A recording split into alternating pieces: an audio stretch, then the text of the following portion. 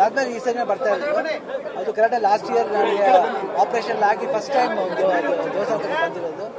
And ಸುದ್ದಿ ಅವ್ರು ಹೇಳ್ತಾರೆ ಬಂದು MLA ಸ್ವರೂಪ್ ಅವರು ಭಾಳ ನಮಗೆ ಚೆನ್ನಾಗಿ ಇದು ಮಾಡಿದ್ರು. ಅಲ್ಲಿ ಬೆಂಗಳೂರು ಬಂದು ಇನ್ವೈಟ್ ಮಾಡಿದ್ರು. ನಾವು ಬರಬೇಕಂತಿದ್ದು. ಅದು ಏನು ನೋಡಿ, ತಾಯಿ ಆಶೀರ್ವಾದ ಬೇಕು, ನಮ್ಮನ್ನ ಸೆಳ್ಕೊಳುತ್ತೆ. ಅದು ಅದೊಂದು ವಿಶ್ವಾಸ, ನಂಬಿಕೆ. ಜೊತೆಯಲ್ಲಿ ಕೃಷ್ಣ ಬೈರೇಗೌಡರು ಅವರು ಅಷ್ಟೇ ಭಾಳ ಇಲ್ಲಿ ಬಂದು ಇಲ್ಲಿ ಸಿಕ್ಕಿದ್ರಲ್ಲಿ ಇಲ್ಲ ಪಾಪ ಅವರು ಎಲ್ಲ ಇಲ್ಲೇ ಇದ್ದಾರೆ, ಇದು ಮಾಡ್ತಾ ಇದ್ದಾರೆ, ಜನಗಳ ಜೊತೆ ಇದ್ದಾರೆ. ಆಮೇಲೆ ಭಾಳ ಖುಷಿ ಆಗುತ್ತೆ. ಈಗ ಟೋಟ್ಲಾಗಿ ಇಲ್ಲಿ ಹಾಸನ ಬಂದು ತುಂಬ ದಿನ ಆಯಿತು. ಈ ದೇವಸ್ಥಾನಕ್ಕಂತ ಬಂದಿದ್ದು, ಜೊತೆ ಜನಗಳು ನೋಡಿದ್ದು, ನಿಮ್ಗಳು ನೋಡಿದ್ದು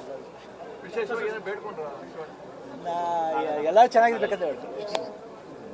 ನಾನು ಯಾವ ಸ್ವಾರ್ಥಿ ಅಲ್ಲ, ಎಲ್ಲರೂ ಚೆನ್ನಾಗಾಗಲಿ.